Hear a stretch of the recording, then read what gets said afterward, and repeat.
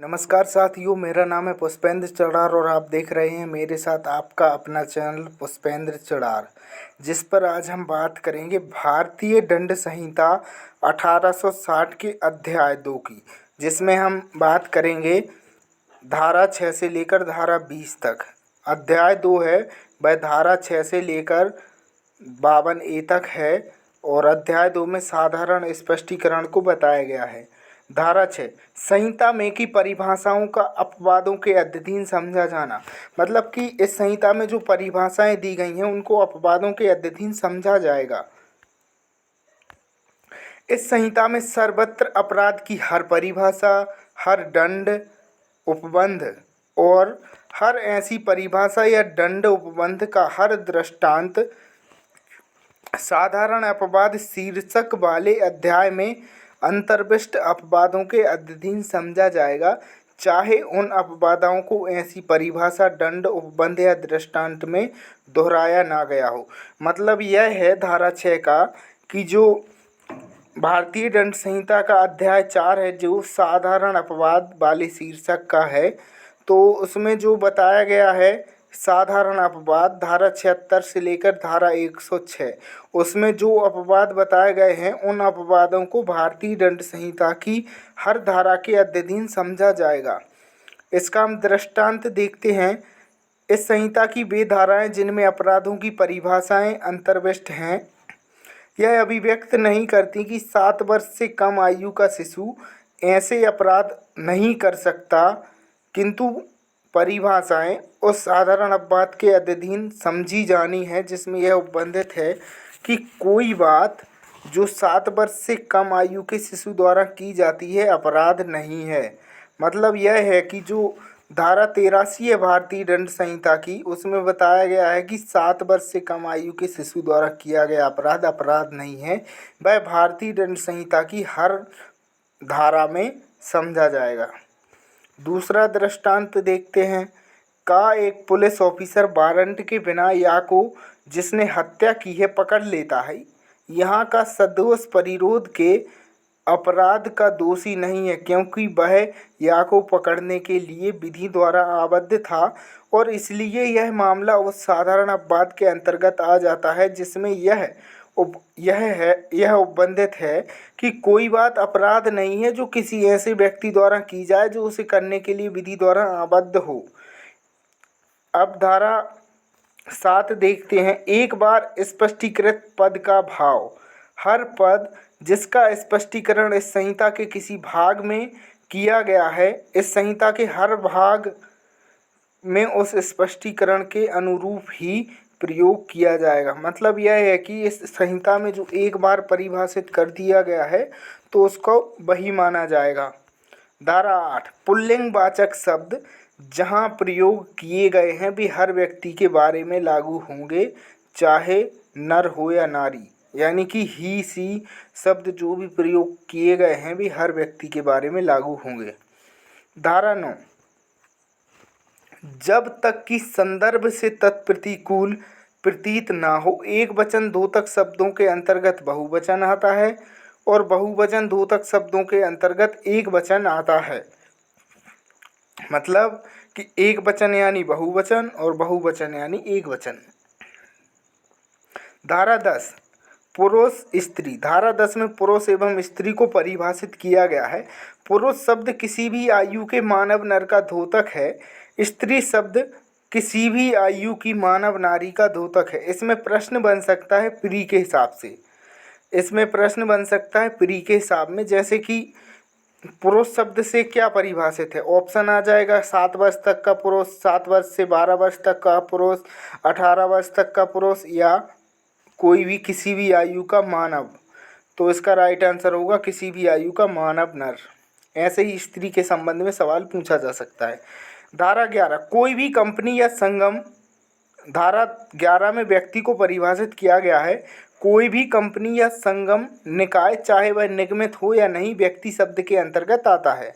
मतलब कि कोई कंपनी, एसोसिएशन एंड व्यक्तियों की जो बॉडी है, पर्सन ऑफ बॉडी, उसको चाहे निगमित किया गया हो या नहीं, व्यक्ति शब्द के अंतर्गत आता है। लोक, पब्लिक, कोई लोक का कोई भी वर्ग या कोई भी समुदाय लोक शब्द के अंतर्गत आता है। धारा 13 जिसमें क्वीन की परिभाषा दी गई थी, इसको रिपील कर दिया गया है। अब धारा 14 सरकार का सेवक। सरकार का सेवक शब्द सरकार के प्राधिकार द्वारा या अधीन भारत के भीतर उस रूप में बने रहने दिए गए, नियुक्त किए गए या नियोजित किए गए किसी भी ऑफिसर या सेवक के द्योतक है। मतलब कि सरकार का सेवक से तात्पर्य है कि सरकार के अथॉरिटी द्वारा या उनके अधीन भारत के भीतर, मतलब कि उस रूप में बने रहने दिए गए हैं या नियोजित किए गए हैं कोई भी ऑफिसर या सेवक आता है। धारा 15 को भी रिपील कर दिया गया है। धारा 16 को भी रिपील कर दिया गया है। धारा 17 सरकार। सरकार शब्द से क्या परिभाषित है? सरकार माने केंद्रीय सरकार या किसी राज्य की सरकार का द्योतक है। और भारत, धारा 18 में भारत को परिभाषित किया गया है। भारत से जम्मू कश्मीर राज्य के सिवाय भारत का राज्य क्षेत्र अभिप्रेत है। इसको रिपील कर दिया गया है 31 अक्टूबर 2019 से। यानी कि अब भारत से क्या अभिप्रेत है? भारत से भारत का राज्य क्षेत्र अभिप्रेत है। अब धारा 19 देखते हैं। इससे प्री में बहुत क्वेश्चन बनते हैं। धारा 19 में न्यायाधीश बताया गया है। न्यायाधीश शब्द न केवल हर ऐसे व्यक्ति का द्योतक है जो पद रूप से न्यायाधीश अभिहित हो, किंतु उस हर व्यक्ति का द्योतक है। मतलब पहली लाइन का मतलब ये है कि मतलब जिस व्यक्ति को उसके लिए मतलब न्यायाधीश के लिए नियुक्त किया गया है वो तो न्यायाधीश है ही, लेकिन साथ ही दूसरे पैरे में बताया गया है कि जो किसी विधि कार्यवाही में, चाहे वह सिविल हो या डांडिक हो, मतलब कि कोई सिविल कार्यवाही या क्रिमिनल प्रोसीजर जिसमें मतलब अंतिम निर्णय या ऐसा निर्णय जो उसके विरुद्ध अपील ना होने पर अंतिम हो जाए, मतलब कि अंतिम निर्णय हो या उस निर्णय के विरुद्ध अपील ना होती हो तो अंतिम हो जाए, या ऐसा निर्णय जो किसी अन्य प्राधिकारी द्वारा पुष्ट किए जाने पर अंतिम हो जाए, या फिर ऐसा निर्णय जो कि हायर अथॉरिटी द्वारा उसकी पुष्टि कर दी जाए तो वो अंतिम हो जाए। देने के लिए उसके लिए क्या होना चाहिए? विधि द्वारा सशक्त किया गया हो, विधि द्वारा सशक्त किया गया होना चाहिए। तीसरा पैरा, जो उस व्यक्ति निकाय में से एक हो, जो उस व्यक्ति निकाय में से एक हो, जो व्यक्ति निकाय ऐसा निर्णय देने के लिए विधि द्वारा सशक्त किया गया हो। मतलब कि व्यक्ति निकाय भी हो सकता है और कोई एक व्यक्ति भी हो सकता है जो मतलब कि विधि द्वारा सशक्त किया गया हो। इसके इलस्ट्रेशन देखते हैं। सन 1859 के अधिनियम 10 के अधीन किसी वाद में अधिकारिता का प्रयोग करने वाला कलेक्टर न्यायाधीश है।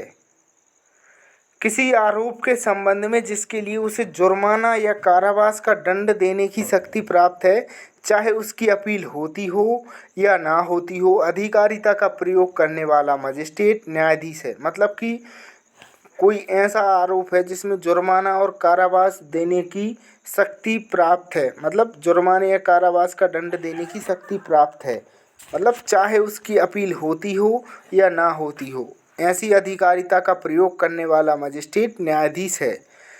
सी, मद्रास संहिता के सन 1816 के विनियम 7 के अधीन वादों का विचारण करने की और अवधारण करने की शक्ति रखने वाली पंचायत का सदस्य न्यायाधीश है। मतलब कि मद्रास संहिता है 1816 की, उसके अधीन वादों का विचारण करती है या अवधारण करने की शक्ति रखने वाली, मतलब इसमें पंचायत को भी न्यायाधीश माना गया, पंचायत के सदस्य को। अब धारा 19 का दृष्टांत डी देखते हैं। ये पेपर में ज़रूर पूछा जाता है। इसमें क्या बताया? किसी आरोप के संबंध में जिनके लिए उसे केवल अन्य न्यायालय को विचारणार्थ सुपुर्द करने की शक्ति प्राप्त है, अधिकारिता का प्रयोग करने वाला मजिस्ट्रेट न्यायाधीश नहीं। मतलब कि एक ऐसा न्यायाधीश जो केवल मामले को किसी दूसरे न्यायालय को विचारणार्थ सुपुर्द करता है, यानी कि सौंपता है, तो वह मजिस्ट्रेट न्यायाधीश नहीं माना जाएगा धारा 19 के अंतर्गत। अब धारा 20 देखते हैं।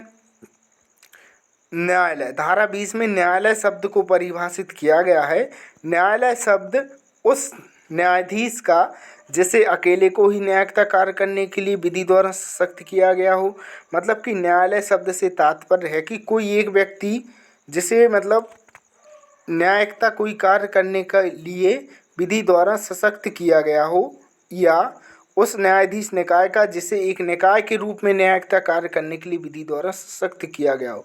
मतलब कि अकेला व्यक्ति भी हो सकता, अकेला न्यायाधीश भी न्यायालय हो सकता है, और उस न्यायाधीश निकाय का मतलब कि वो एक निकाय के रूप में न्यायिकता कार्य कर रहा है और जो विधि द्वारा सशक्त किया गया है, तो वो भी न्यायालय माना जाएगा।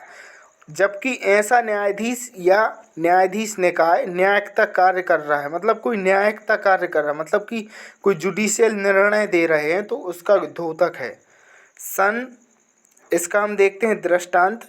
1800 संहिता के सन 1816 मद्रास संहिता के सन 1816 के विनियम 7 के अधीन कार्य करने वाली पंचायत जिसे वादों का विचारण और अवधारण करने की शक्ति प्राप्त है, न्यायालय है।